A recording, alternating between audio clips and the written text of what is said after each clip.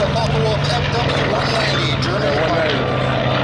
The FW-190 was built in large quantities, of over 20,000 built in a variety of different versions, both a fighter as well as a fighter bomber, and they were used for reconnaissance.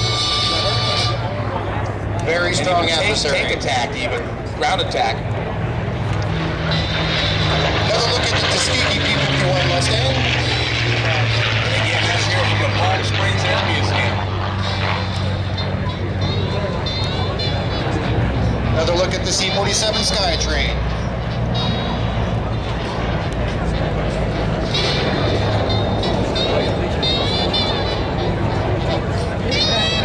Okay, that C-47 Skytrain is the DC-3 family of airplanes I mentioned yesterday. It's been one of the longest serving airplanes in history, having first flown in 1935, and you know there's still some down in South America flying around.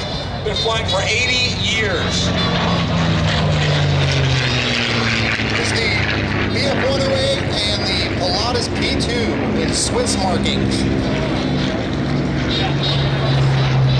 Again, the Super Marine Spitfire's distinctive elliptical wing can be seen here.